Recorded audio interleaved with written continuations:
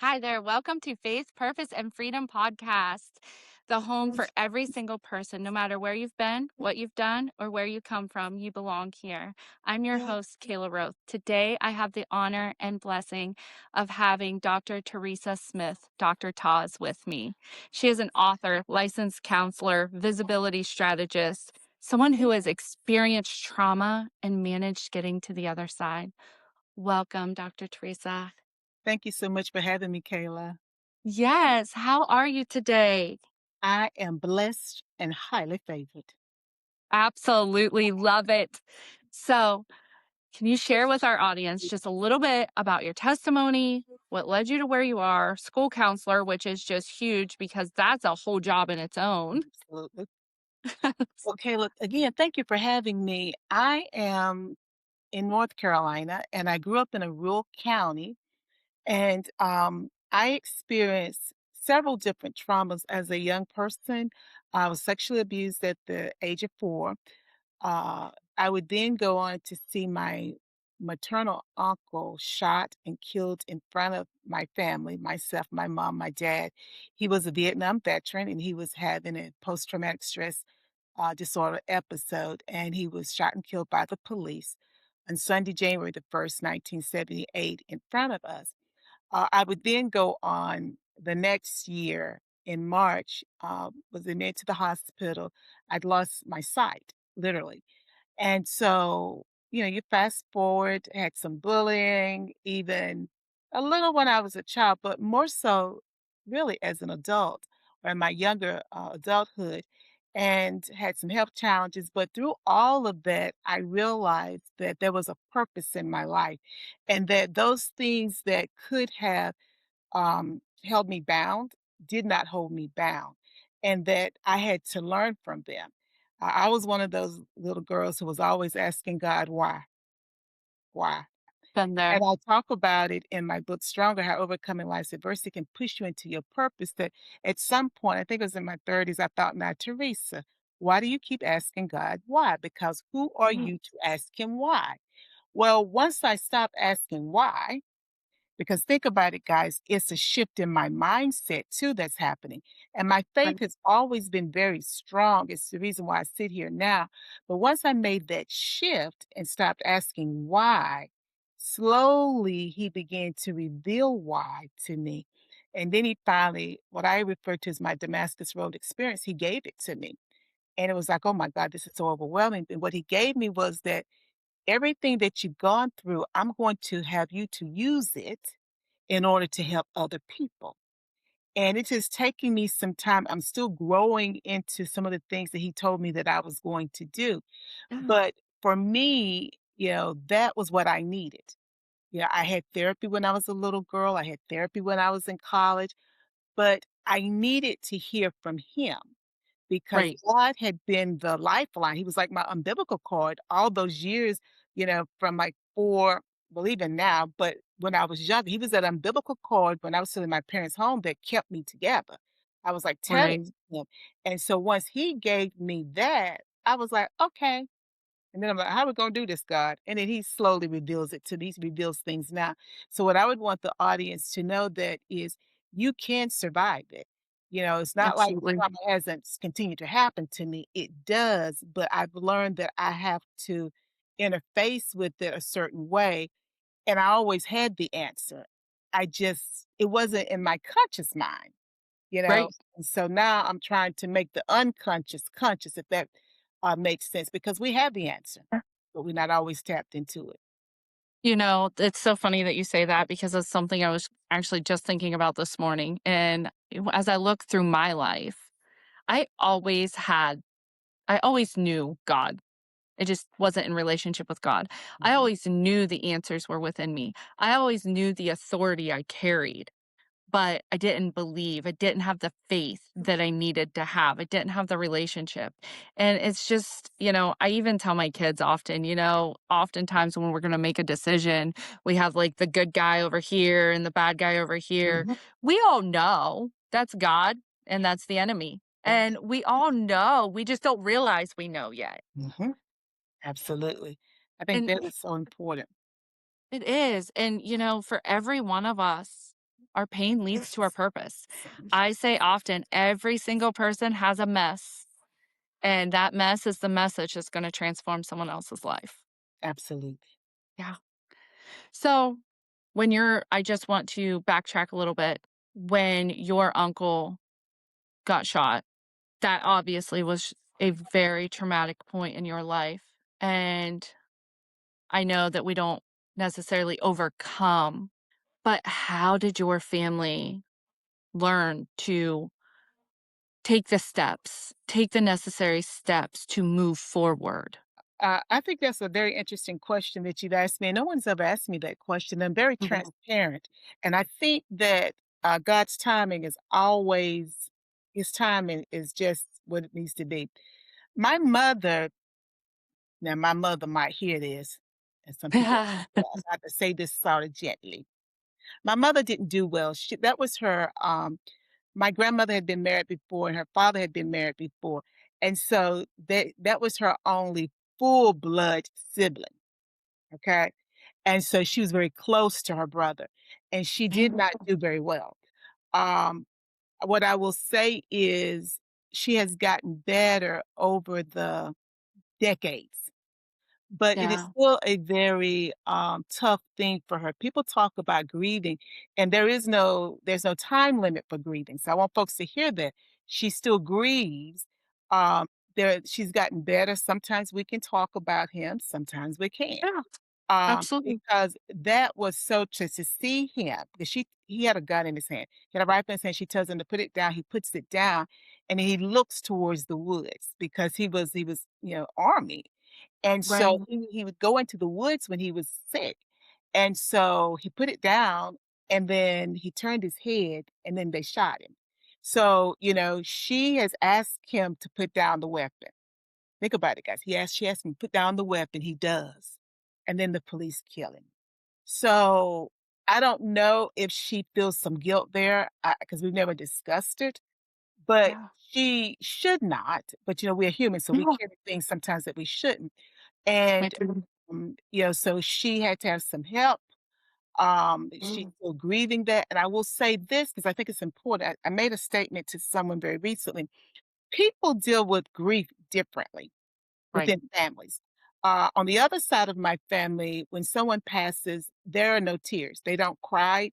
There's no physical, you don't see a physical reaction to the death. Yeah. But on my mom's side, you see the crying, et cetera, et cetera. I don't think that it means that my father's side, they don't have that, they don't feel the loss. It's just how they have been socialized to deal with it. And I'm Yeah. in the middle. I'm going to cry. And, I'm also, "Oh god, why?" But I've gotten better with age. Well, there Right. but I'm going to go through those stages, and you're going to know it, and it's gonna keep coming back.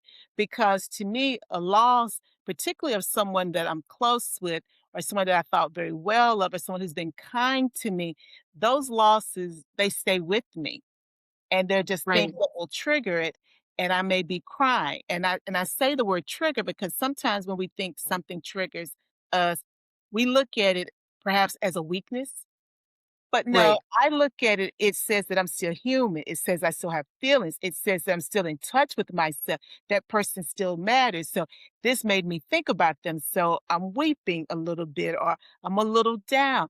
That doesn't mean that you're less than as a person. It shows your Right. humanity.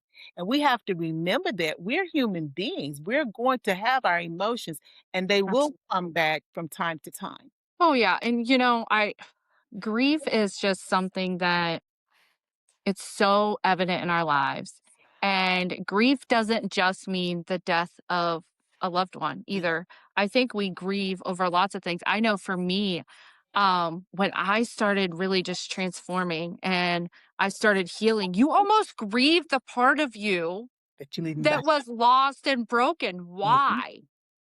I I mean, and it's tough because, we want to overcome, we want to get past these traumas. Why is it that we still grieve that old us? Well, because we talk about it's familiar, and it is familiar, but you got to think about it. That's who I was. And what we have to understand is it's like I write about in my book, Stronger, you're between two worlds. Just because I'm no longer that person, it doesn't, let me say that differently.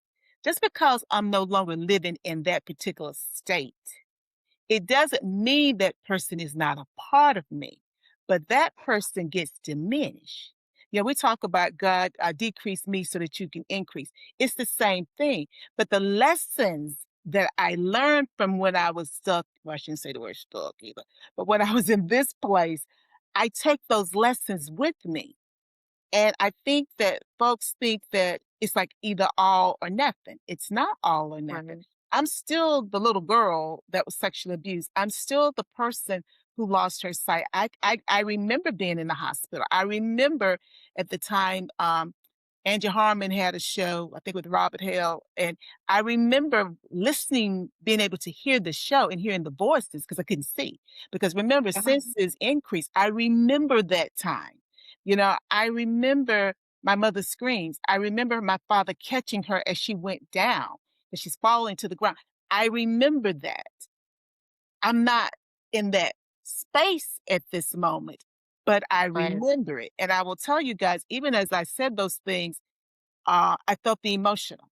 In particular, when I said my mother screaming and my daddy catching her as she's going down, because I'm seeing this. So I see it in my head and I Yeah. felt it in my heart, but I'm not that little girl anymore, but it still lives Right. within me. And I think that folks think it's like I said, that it's either all or nothing. But we take those bits and pieces with us because, again, they make up who we are.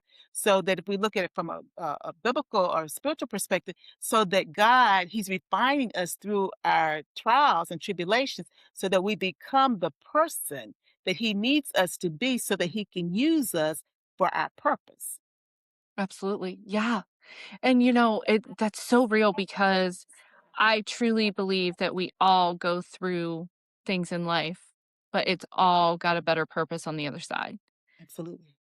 Now, do I think that these traumas come from God? I don't. But what the enemy means for evil, God will always turn for our good. I always go back to Joseph. I mean, his brothers definitely meant evil. They were Yeah. going to take his life. Then they sold him off into slavery. I mean, greed, Yes. pride, and still look how God turned that around. Mhm. So I always go back to that. And I use that as an example a lot in my life. Because it's just so important to know that we're going to go through tough things. We're going to have trials. I mean, scripture tells us we're going to have trials. Jesus had trials. Yes. And at the end, God still has a purpose. I mean, Jesus was killed on a cross Yeah. and they threw him in a tomb to bury him. And he said, Hallelujah, I'm still here. Yep. God is going to turn it around. And so I think it's just so huge for people to understand that if you're stuck in a season of trials, there's something beautiful. There's a rainbow of promises waiting on the other side for you. Mhm. You. Absolutely. So, moving from those trials and just the trauma you experienced, how did you find yourself able to manage getting to the other side, manage overcoming? I call it my stronger transformation framework. I have been doing this since I was a little girl, but I never really articulated it this way. My faith, I grew up in the church, but I also had a personal relationship with God as a young girl. And I would talk to him all the time. I'd pray, I'd cry, and it was just like talking to a person. And so that has never stopped. I just was always talking to him. And I'll be honest, I was talking to my uncle who was deceased, and I was talking to my Oh, yeah. grandmother that I never met. So that was my tribe. I was always talking to them, my three. And so that continued throughout my life. And he would give me instructions, and I knew he was giving me instructions, and I would follow those. Then my mother did something that was very unique. And I don't know even now if she understood the significance of what she was doing. She would always teach me that I mattered. She would teach me that I didn't have to follow the crowd. She would teach me, she would say, was it, it does if you're a size two, you don't have to be a size two to because I was kind of plump, guys. To Right. be whatever, whatever. She would always tell me, you wear what fits you. You don't wear stylish clothes. You wear what fits you because as long as that fits you, you're always gonna look good, whether you're a size two or you're a size 22.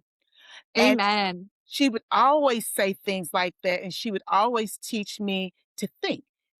She taught me how to do many different things, but Right. those things also taught me how to critically think. And she would always say, I know who Gloria is. I know because her name is Gloria. I know who I am. And I'm hearing that all the time. So what she was doing was she was helping me to form my identity. So even though I'd been sexually abused, et cetera, that wasn't my identity. My identity Absolutely. was a high achiever. My identity was being involved in community organizations. My identity was always being the leader. If I wasn't the president, I was the secretary. If I wasn't the secretary, I was the treasurer. And that actually started when I was in elementary school because from my class in fourth grade, I was the treasurer. I still have my ledger where I wrote down the folks' names and the amount of money that they paid. So all of that was constantly being reinforced. Then, because I was such a precocious little girl, because I said I was an achiever, so I love knowledge. So I was very good at understanding things when I was younger. So I would have these conversations with myself and then with my mother. Because with my mom, I would be like, "Well, I don't understand why XYZ." And we'd go back and forth, back and forth, back and forth. And we did that. Well, we were having real talk, is what I call it now, because we would break down situations that could be about me, could have been about something we saw in church, church or something that's done in the news, whatever. We were just back and forth, movies, whatever. We were dissecting. And then what I learned from my different challenges, health challenges and things of that nature, that you can come back. So I was constantly bouncing back. And Yeah. now that I'm at this point in my life, I realized that God had been building a framework through my life. When I go back Right. and I trace it, it has been there since day one because I've always been connected to him. As I've gotten older, understand how it works, guys. I'm connected to him. I'm talking to him every day, all day long. Even in my sleep, I find myself having these little conversations where you're half asleep and half awake. I'm having conversations. Right. And so it's like, okay, God, da, da, da, da, okay, God, well, thank you, God, thank you. Da, da, da. I'm doing this all day long. And so then it's like my identity. I know that my identity, and this everybody's identity is tied to their voice. Voice means many different things. It means your speaking voice, yes, but also voice, the way you speak, the way you think, they all collide together. So when you Yeah. begin to understand that, then you realize the importance of being able to speak. Because when people put you in a corner and they silence you, your voice doesn't have a place to go. You don't have a place to go. You cannot be you. So that then diminishes you. And we're not trying to diminish you in this instance. But then you got to have Yeah. some real conversations about it. So whether you're in a relationship, whether it's work, whether it's church, whatever it is that's diminishing you, you gotta Yeah. have a conversation about, are you gonna stay with that or you gonna go? Now, if you gonna stay Right. with it, as I tell folks, well, then you deal with the consequences because eventually you have no voice. It's like you don't even know who you are anymore. And Yeah. so then it's a matter of once you have made a decision that you're going to activate and actually move on all these things, then you're able to bounce back. But you can't bounce back from something that you never recognized was an issue. You Right. can't bounce back Mhm. from something that you never confronted. You can't Yeah. bounce back from something when you have nothing to hang it on to. I'm talking faith now because you see, we don't see it. So you got to have something that's bigger than all of this so that Mhm. when you get those doubts, because we all get them, then you go to the one that wipes all doubts away, all tears, and say, okay, now am I crazy or is this what's going on?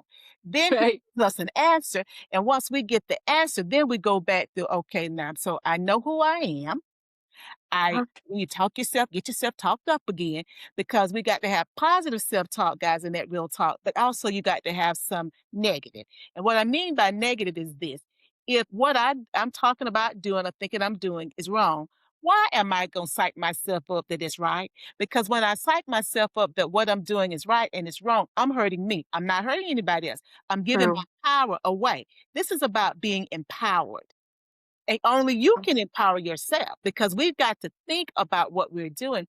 And so all of those pieces come together to make the stronger transformation framework. And it's just something that I live. I don't think about it.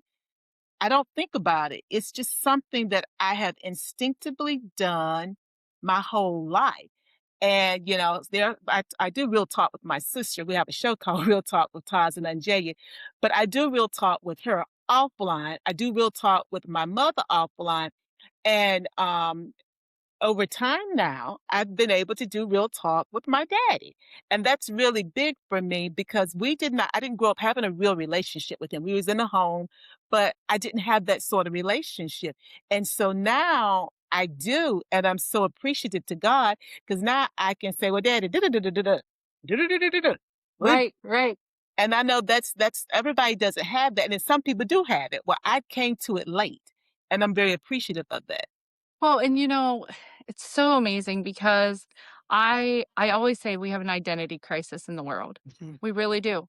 Because when people truly know who they are, the authority they have, the power that they have inside of them, the light that is already within them, um, it's gonna be scary to the ones that can no longer control us. Yes. And Yes. and it's so huge to me because as children, you grow up being silenced. I One thing that I've recognized is children often are very connected to the spiritual realm Mhm. and they're silenced. They're shut down. Children are often the theory of they should be seen and unheard. Yep. And so kids learn at a young age, I'm to sit here and be quiet and just not be seen, not be Mhm. heard. So then they grow up through life and they shut down. They dim their light in rooms. And what happens when people are living knowing exactly who they are, knowing they were created for more, and knowing they do have purpose and being exactly who God created them to be. And I mean, that's the answer to everything. I truly believe that's the answer to everything in the world is a human ability to know that we are all created in God's image. We all have special gifts, we all have special talents. It would not be the same, like, it would not even be fun if we were all the same. Could you imagine? No. Mm-mm. And so all of the gifts and talents we have, they all work together. They coincide with each other and we need them. So don't feel like you have to dim your light in any room because you are being exactly who you were created to be. Be them. Don't be afraid. So when you would help someone in a counseling setting, especially just, someone comes in and they just don't know exactly who they are. They're struggling. How would you lead them to know and grow in that identity? I do it differently with different people, but one thing that I would do with someone is once they've shared their story with me, we would unpack their story because I'm always looking for the silver lining. Yeah, And it's easier for me as an external person to see it than the person who's living it because I'm not living it. They are.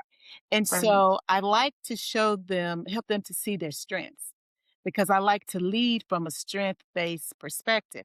Everybody has strength. And also, when you realize you've got some strengths that gives us confidence. That's what we need to get us propelled because our motivation has to be intrinsic. It has to come from internal, not external.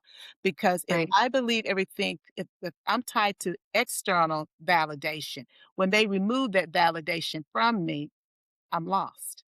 So I want to build the person up from the inside, but I will be very honest, that's very taxing because on the person, because Right. that's not what they're looking for.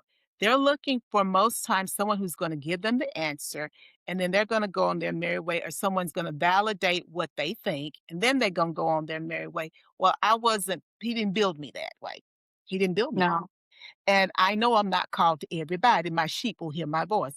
They will know my voice because I'm the type of person who I want the best for you, but I understand you can't maintain your best if you don't learn to do some work.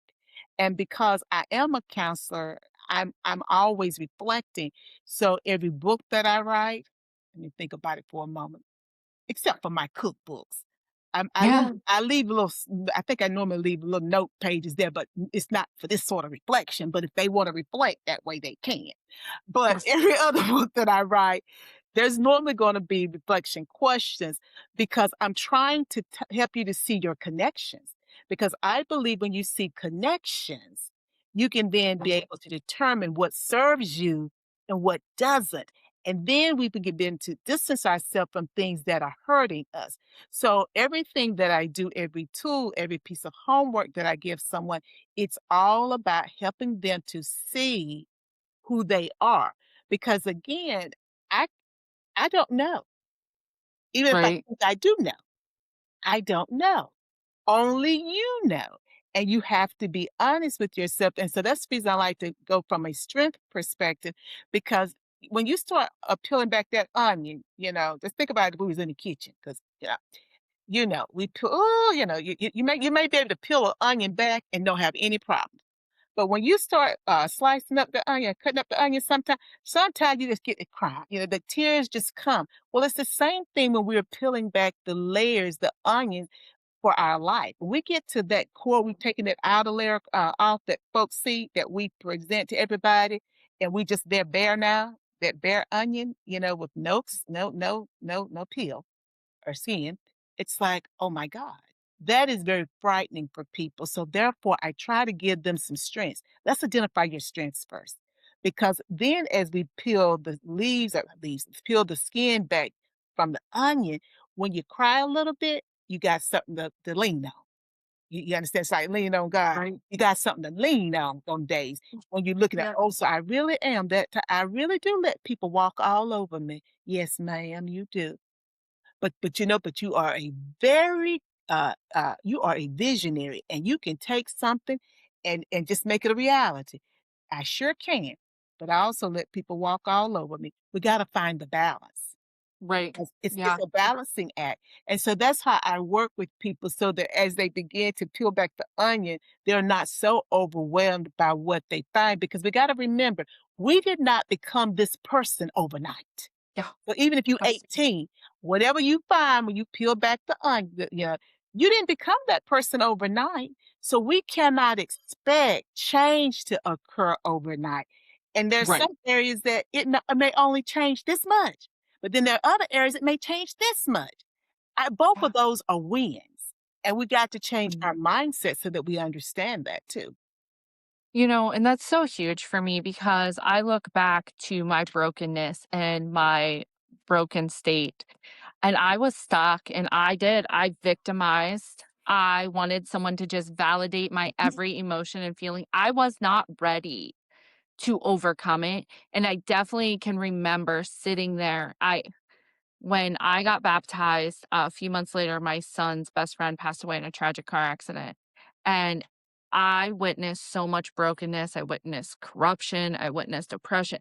There was lots, and then I was angry, and now I'm yelling at people, and I'm acting a fool, and Mhm, mhm, and so I can remember just being like, "God, why won't you do anything about these people?" And one day I sat there just begging him, and he said, "But what about your heart, Kayla?"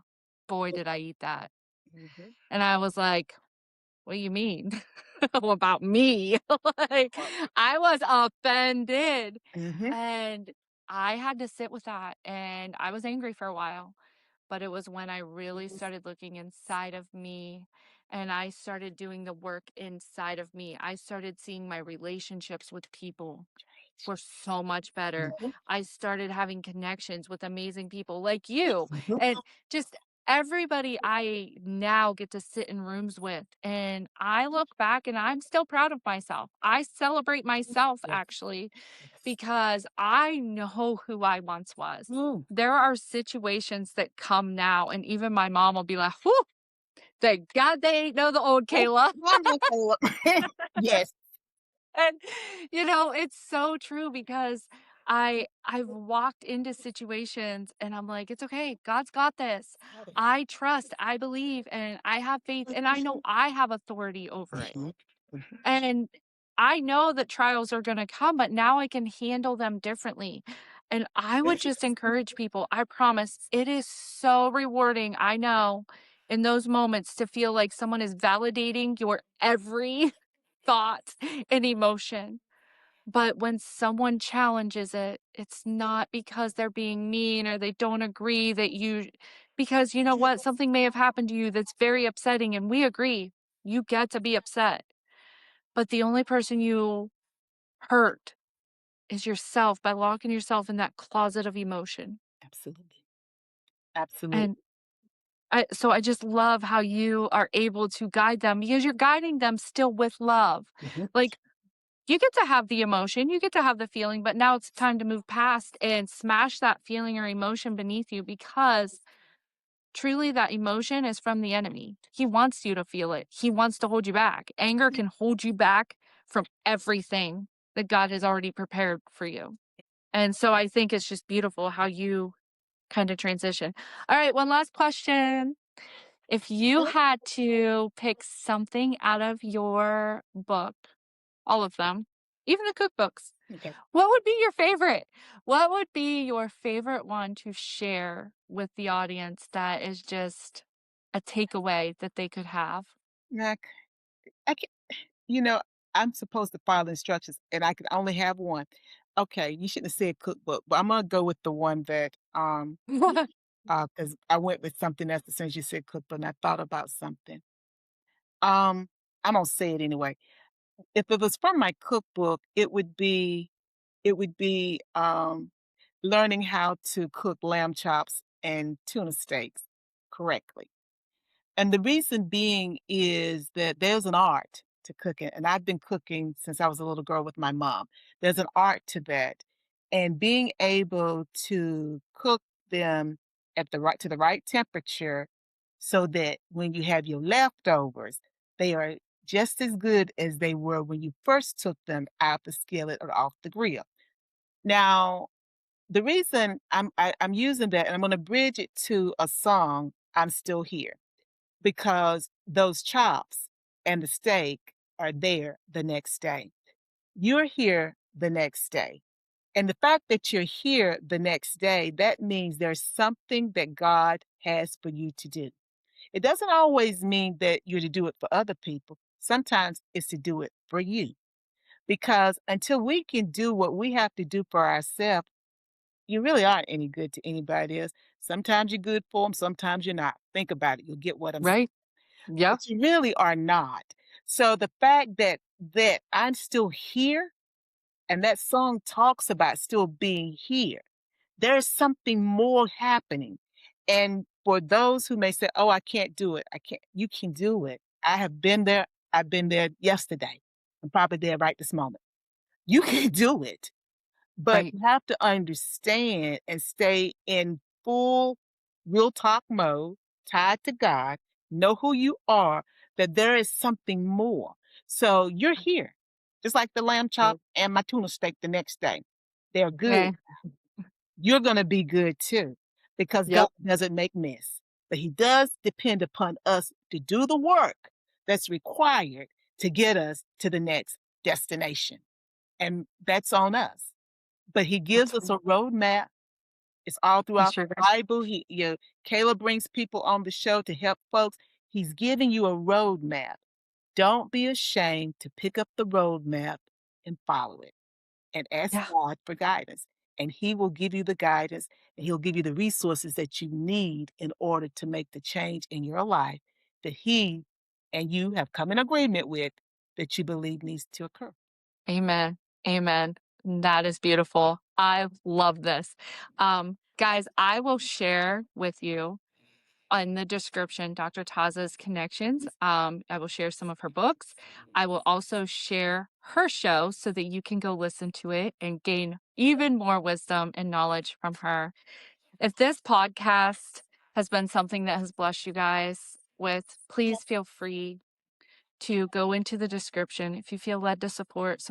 It is how I am able to offer free coaching to those who maybe can't afford it. And I love doing that because I was her at one point in my life and I never could have afforded a coach. So when I can offer those free sessions and that free help to those that need it and serve, I absolutely love the ability to do that. Thank you for joining us today, Dr. Taz. It's been a pleasure to have you. And thank you to our audience for joining us. Remember, you have a place in this community. Your story matters, your gifts matter, and the world needs what God has placed in you. I will see you next time.